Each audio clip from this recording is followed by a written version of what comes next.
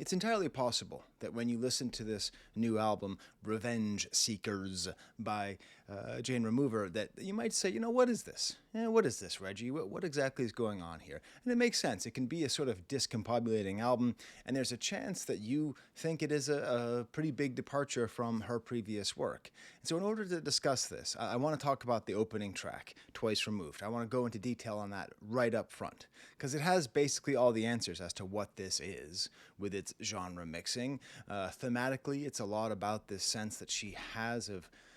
It almost feels like taking revenge on her own fans for their expectations by giving something different. I don't know, maybe some of the fears of artistic viability and the ability to grow artistically when expectations are put upon you by people who love your music and love your art.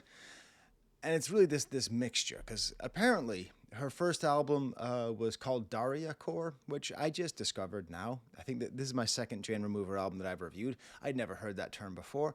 I had to look it up.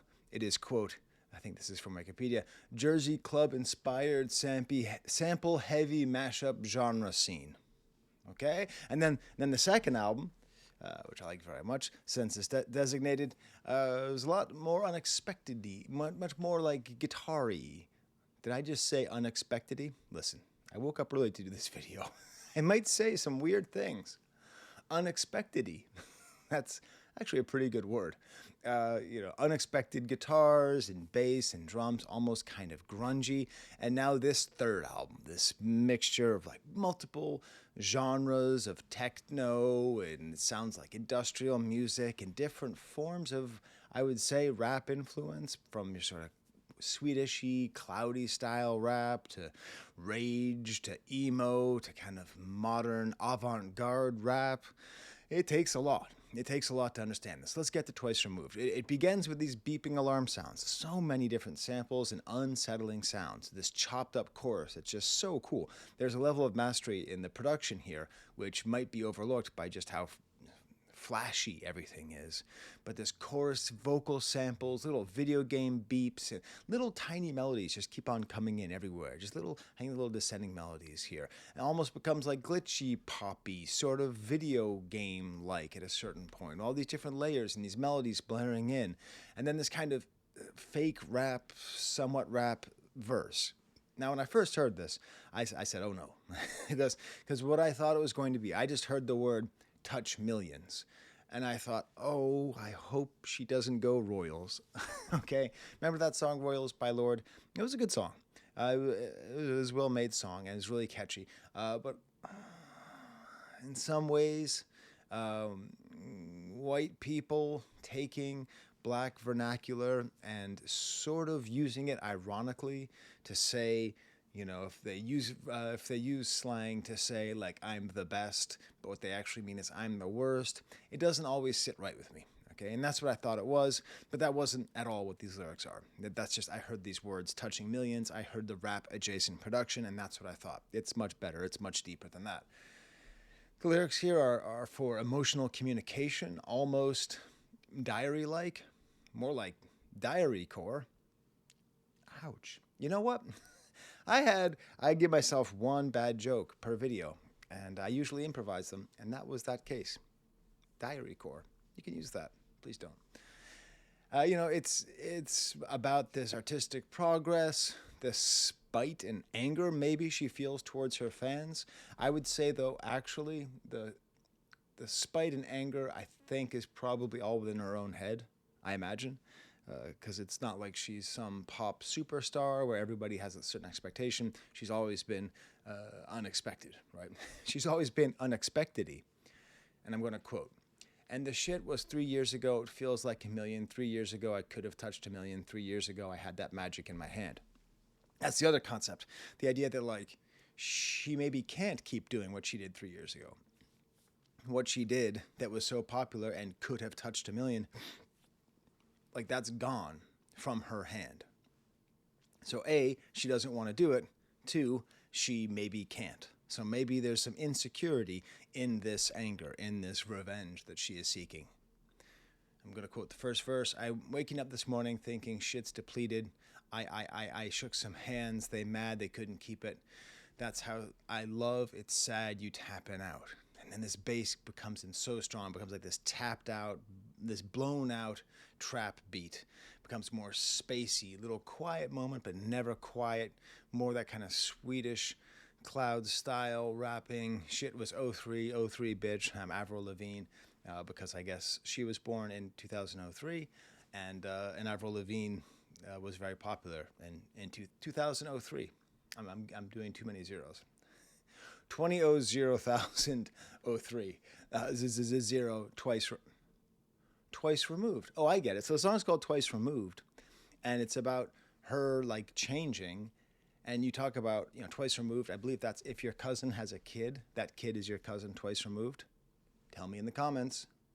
I'm only 47 years old.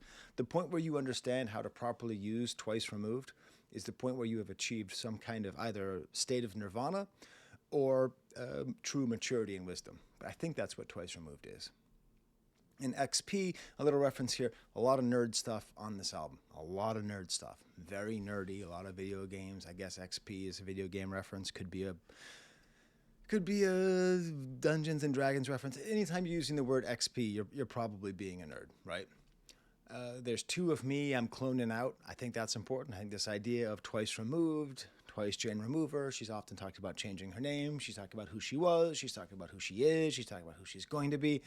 Oh my God, I just have in my comments exhausting. The music's not exhausting, like unfun to listen to. It's that it's like, to try to describe it, to try to describe all the layers that are going on here, all the sounds that are going on here.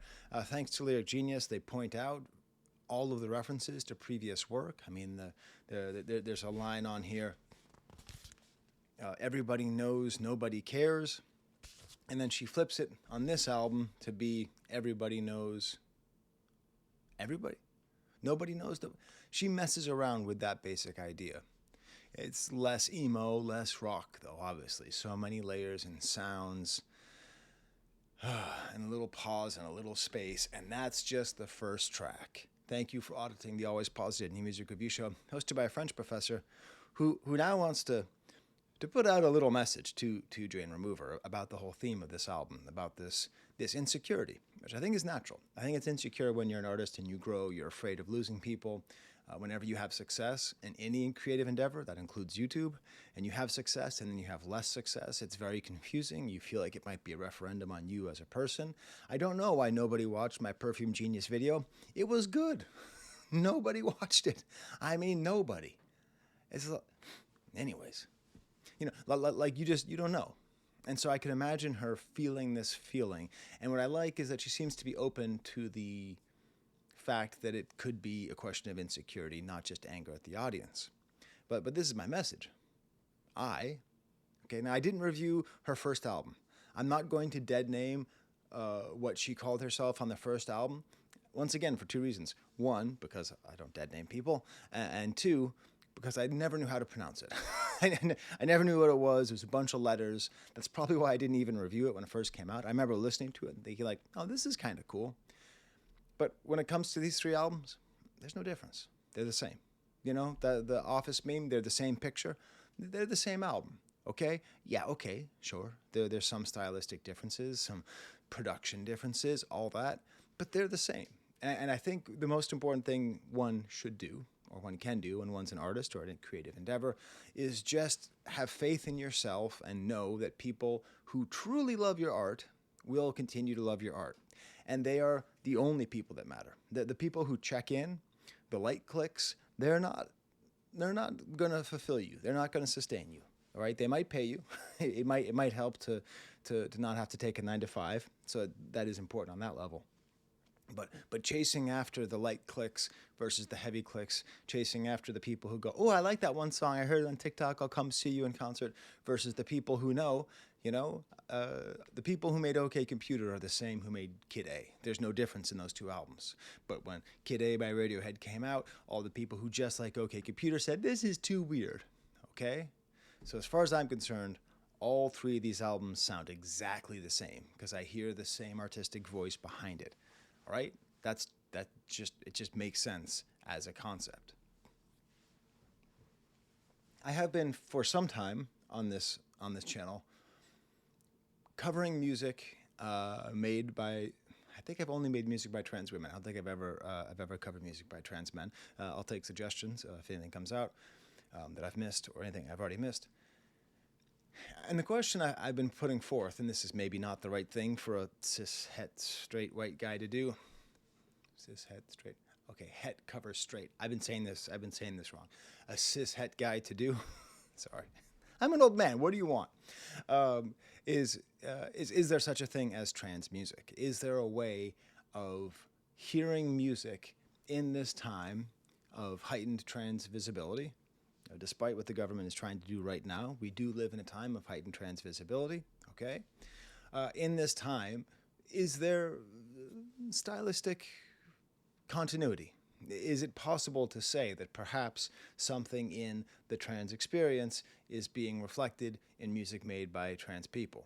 You know, I'm talking about themes of transformation, which is maybe obvious, themes of questions of identity, which is pretty obvious that might be there, but also, like, why is it that so often music made by trans women is sonically fractured, leaning towards the hyperpop, so avant-garde, so disjointed?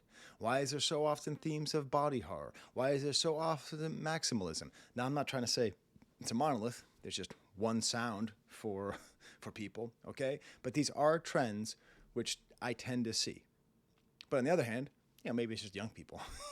Maybe all these things that I'm reading into as being trans music, maybe it's just young people music, because it's a fractured world. It's fractured madness, especially the way that media is consumed, the way that art's consumed, the feeling that we have of constantly being under siege by just information. It makes sense that perhaps this is just, Gen Alpha sound. And in particular, the thing that I see as the bridge between them is that what I think of as this generation's musical tendencies and trans musical tendencies, the similarity between them really is just this ignoring of genre, which is, now that I'm thinking about it, kind of odd because genres are the ways that algorithms predict what you do and don't want. Yet we live in a time where genres get increasingly chipped apart, which is what we see on this album. I saw some people comment, or trying to get me to review this. I was always going to, but thank you for the interaction anyways. Feel free to comment. Please review the new Jane Remover album on every single one of my videos going forward, okay? That'd be funny. Let's see how many of you do it. And then people comment in the comments, why do people keep saying this? Because it's 7:57 a.m. on Wednesday, April 9th. Professor Skye said that. Is there trans rap? Obviously there are trans people who rap, but hip-hop itself has often been a difficult place for women. It's often been a difficult place for non-heterosexual people. So those kind of things put together, it's often been transphobic. Okay, some of my favorite albums growing up had just totally gratuitously anti-trans moments. Like I never thought about, I talk about this a lot, but trans visibility is a really important term because I never thought about trans people until the movement happened and I understood that they were always here, I just did not see, okay? Before that moment, they were very rarely talked about. Trans people were very rarely talked about, except sometimes in rap there'd be some kind of unpleasant song. So, I don't know. That's interesting. Maybe if there is such a thing as trans rap, this is it. I don't know. I'm not going to go out and say that, this is hip-hop, but it certainly introduces a lot of hip-hop elements. I think this right here that I bring out every once in a while for rap beats, the avant-garde-ometer for rap beats, I think there's a lot of avant-garde rap beat stuff here. And it makes sense because she toured with JPEG Mafia and RXK Nephew, which is probably not a good it's probably not a good thing for a young person to do. That's pretty intense. Those are some pretty intense folks. Anyway, we'll talk more about that as we talk about some of the themes of the album. The album cover itself, this is like such a nice pastoral album cover with the barn and the photo shoot and the wandering around, with the gun and all that, that kind of idea. And the first album is just a suburban house, and now we have her holding on to a flaming sword with like a joint in her mouth, and it's there's a degree. Listen, hey, hey, hey, you're the one who clicked on a 47-year-old French professor talking about a 23-year-old hyper pop Daria core star. Okay, there's some of this is pretty young people stuff, so. Like having a joint in your mouth, try to look tough with a flaming sword. I know it's partly ironic. But I was young too, okay? I talk about this sometimes. When I was her age, I was going through my cowboy phase. Yeah, did I have a duster? Did I wear a leather duster? You're damn right I did. Did I also unironically wear a cowboy hat? No, it was ironic and unironic. I still bought a Stetson hat and wore it, okay? So there is a lot of, this is going to be condescending, charming, youthful energy on this album, and I like that. I like charming, youthful energy. And also, just not for nothing, it's on Dead Air Records. I have a good relationship with Dead Air Records, and they are not missing. They're still not missing. I still think when this time in music is revisited in 10, 15, 20, oh my God, I sound like I'm on Joe Rogan, 10, 15, 20, 10, 15, 30, 40 years ago, people didn't breathe oxygen. Oh man, that's interesting. Like in the future, I think people will say, oh, well, there was like a sort of a dead air sound. So many of these things that were happening were passing through dead air. Let's get to track 2, shall we? How long have I been doing this for? 16 minutes. That's good. That's good. Got to get my 2.5-year-old up soon. She likes this music, but it's what she calls loudy music. I put it on, and she says loudy. And we get to the second track, Psycho Boost, featuring Danny Brown. Hey, did you know that I play Pokemon Go every day? I do. So I saw Psycho Boost. I actually showed off on my Instagram my shiny Deoxys attack form. I mainly use the Deoxys defense form when I do Go Battle League. I use Psycho Boost, but it's a bummer because it lowers your attack every time you use it. So you have to build up a bunch and then maybe threaten either Thunderbolt or Rock Slide, depending on who you have going up against you. But Deoxys defense form is very, very kind of chunky. It's nerd stuff. So for those of you who have played Go Battle League and like Jane Remover and are a fan of me, I just made your day. Isn't it fun when people like stuff that you don't know? It's a really fun thing about the internet. So yeah, but it's a part of the album, this kind of goofy, fun nerdiness. It starts off with this insanely super cool, crunchy bit. I'm telling you, she's doing some production stuff on this album that is just really awesome. There's so much of it, it's hard to discern, but just listen to the first 4 seconds of the song over and over again. I don't know, she's doing this compressed, crunchy bits. And then the thing is about this album is it's kind of like industrial. It's like a whole bunch of different kinds of electronic dance music. Sometimes it's sort of dubstep, sometimes it's kind of jungle, okay? And then sometimes it's straight up pop. Sometimes she's trying to be a pop star. Feels like you're a part of me, out of me, out of me, out of me, part of me. Feels like you're... Okay, that's what you do. That's what you do. You listen to the song, and for part of it, you go, feel like you're a part of me. And then these cool little compressed bits come on. And then at a certain point, a slightly staggered boots and cats and boots and cats and boots and cats. That kind of techno drum beat, but it's slightly compressed, and these gnarly compressed sounds underneath constantly. And then a Danny Brown verse. Danny Brown is so tapped in. But he's playing at Glastonbury with idols, He had that verse on the Black Milk and Fat Ray album, which, Just Say No, find that song. That may be the best rap verse of the year. Amazing, amazing verse.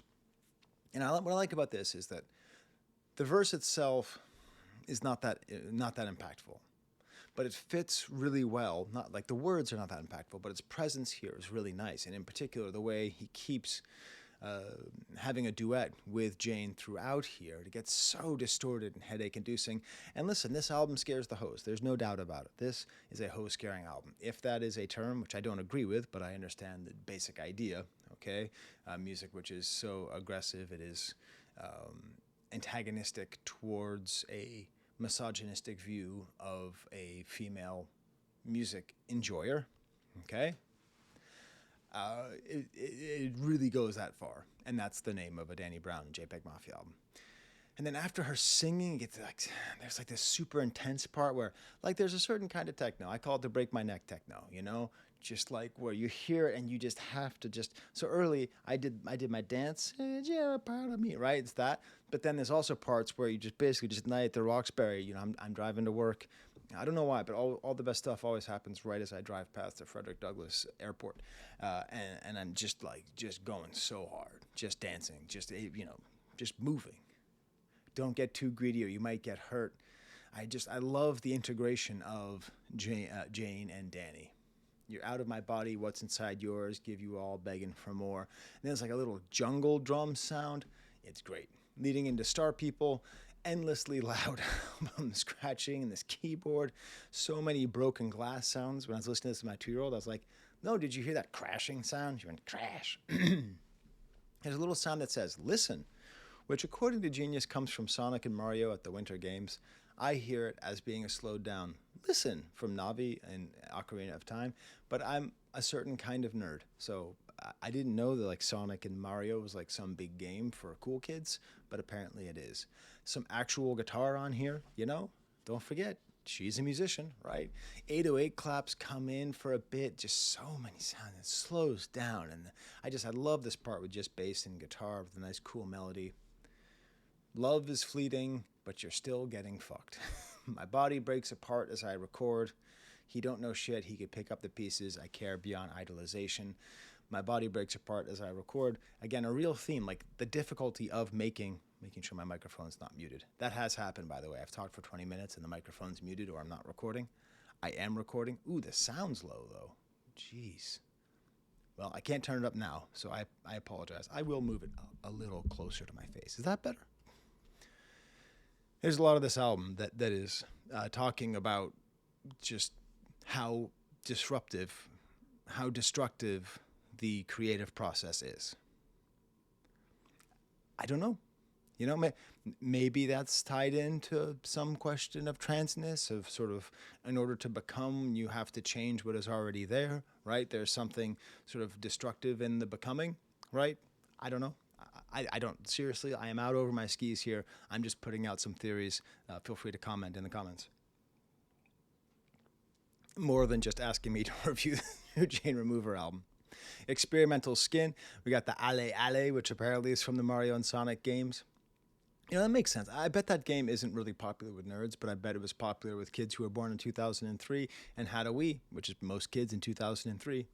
Just so many different layers, totally unclear. Like Maximal does not even begin to describe it.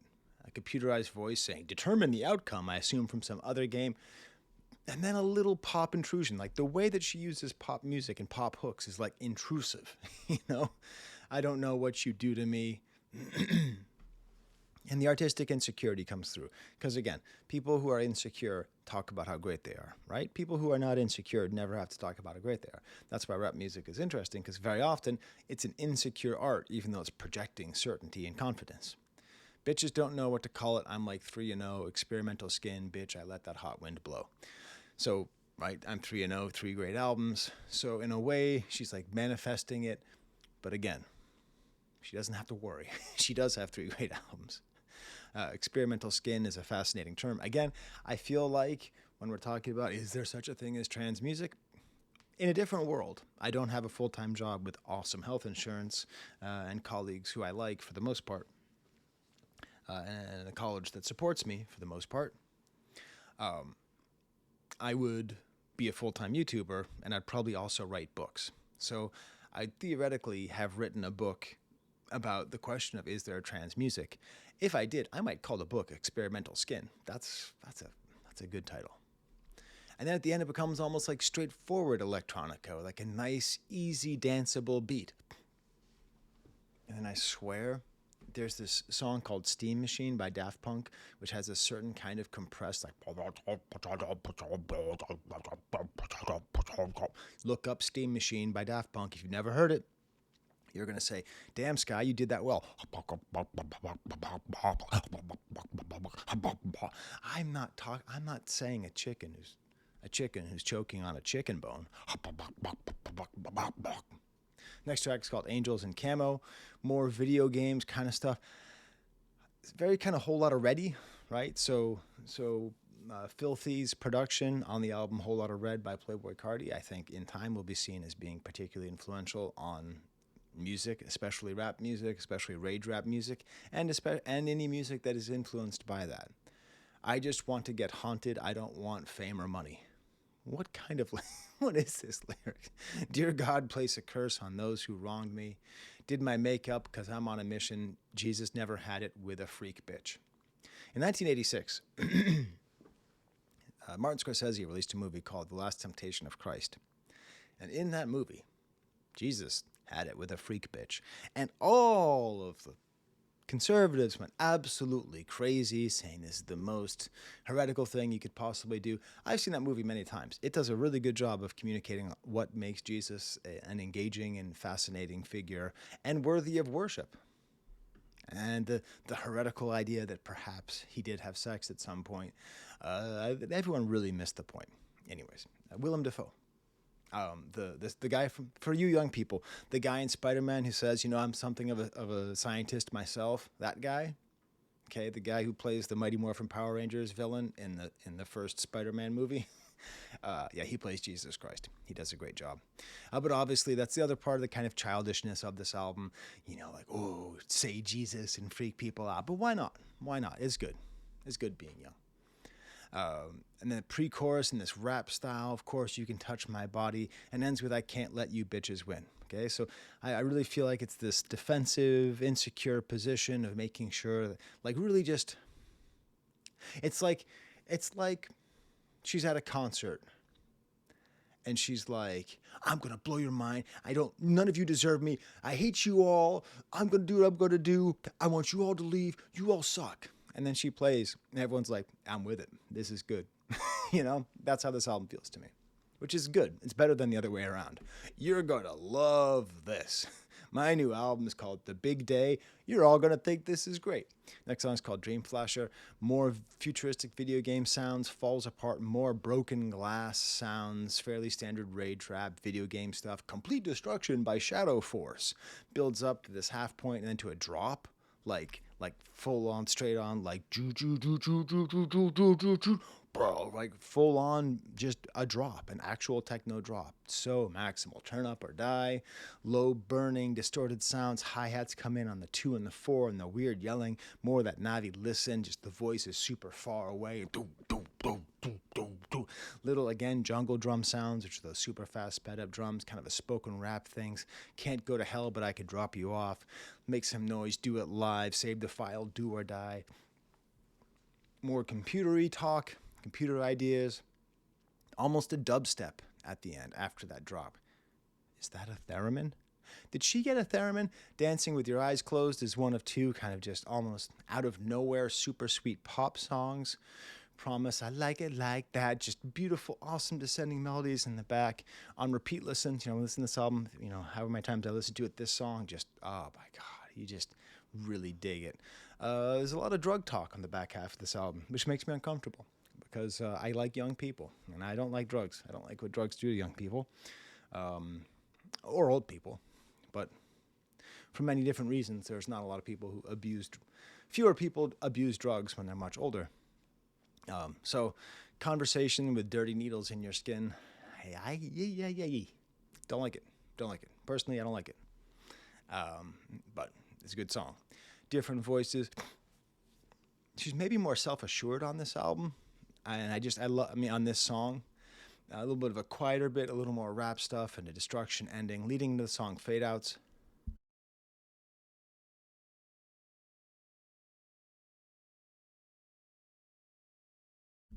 So I had to mute it there for a second. I had to kind of clear my throat. I'm still getting over bronchitis. It's been a couple weeks. Maybe I should take my Z-Pack. Fade Outs, cool curling guitars, kind of Daft Punk-like, some lower sounds. I love this the sample of JJJ. It's almost like a producer tag. I feel love just like a pop star, but I'm still the same pretty face that you met. Fans see me while I'm vomiting. Again, more kind of druggy stuff, making me unhappy. Professional Vengeance.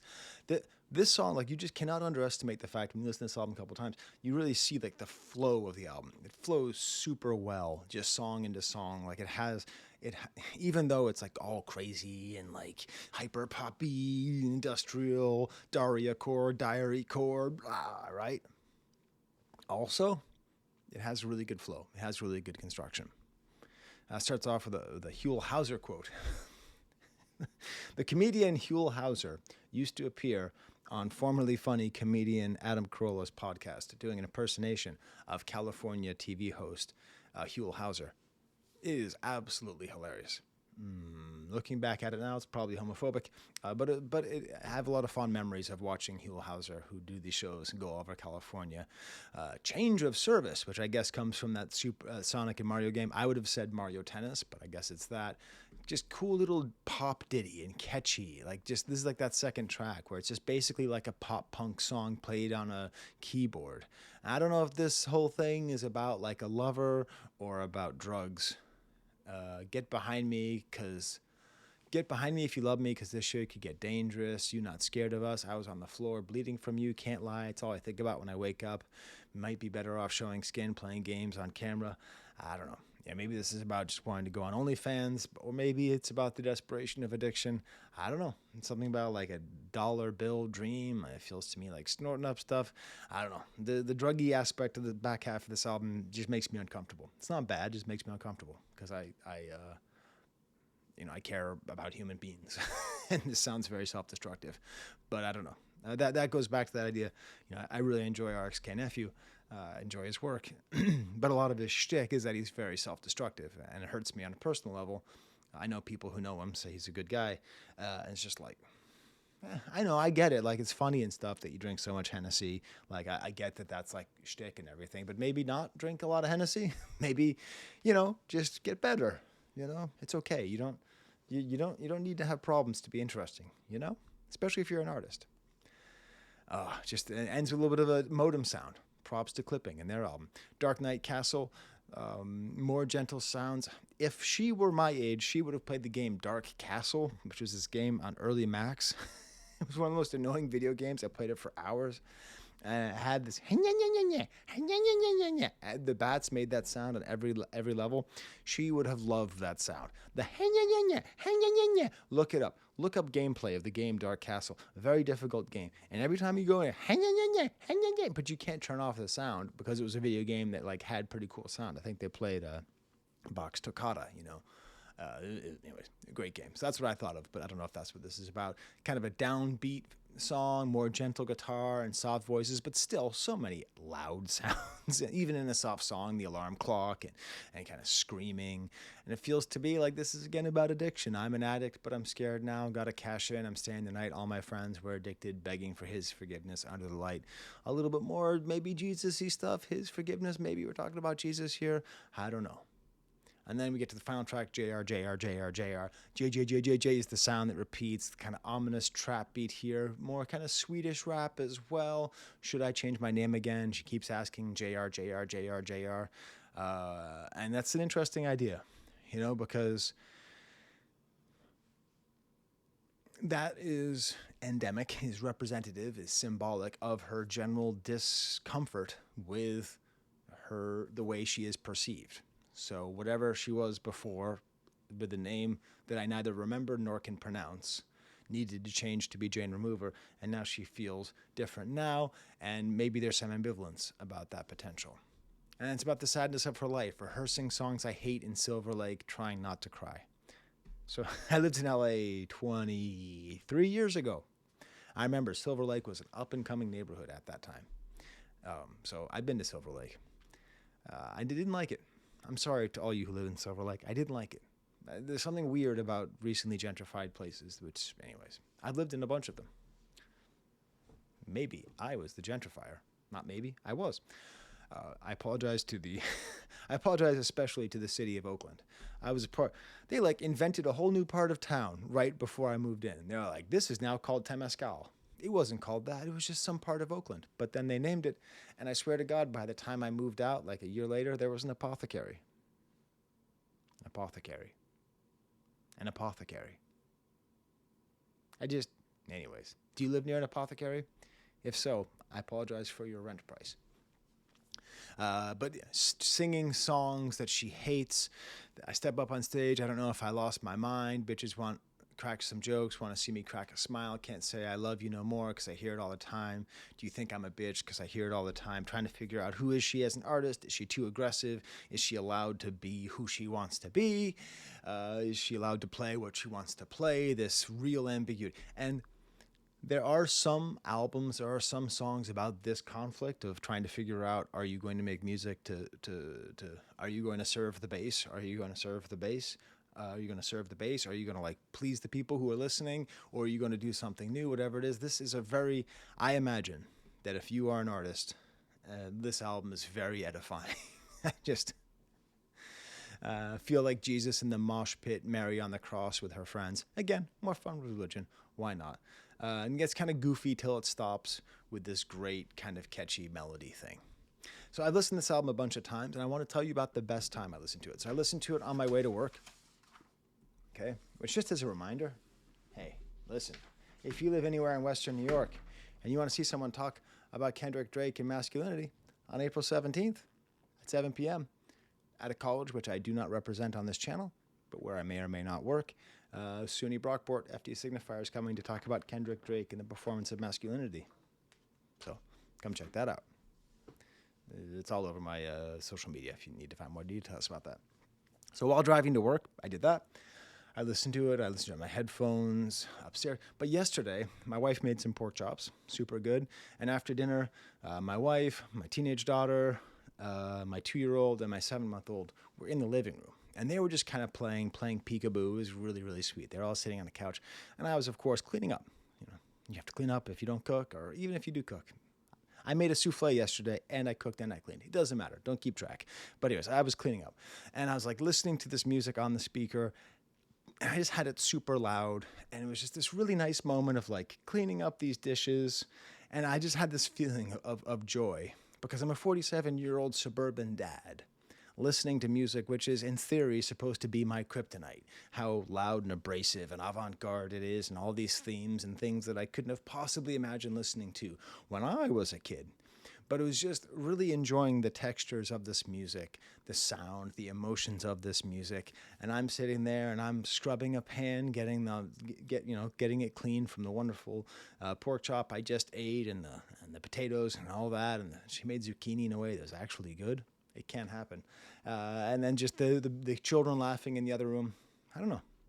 I want you to have that image, because I think the image you might have of a typical Jane Remover listening session is not that. These are my Patreons. They help me to buy music, so thank you for that. I never know what it looks like because I don't see my camera anymore. I asked my Patreons if anyone wanted a shout out, and I got a ton of responses. My Patreons love this album. The Cinny Bun, Golden Kuma, Rippling Sun, Mig Online, Toby Repellent. That's Toby back there. Yeah, I said your name, Toby. How's it going, Toby? How's it going? I said your name. Okay, Toby Repellent, Car Sick, and Trevor Habig. They all asked for shout-outs, and they all have received shout-outs. Did I do them all? I think I did. All right, so thank you very much for watching. That's a silly thing to say. All right, well, anyways, there's the camera. Wait, did I hit stop? Oh, there's the camera.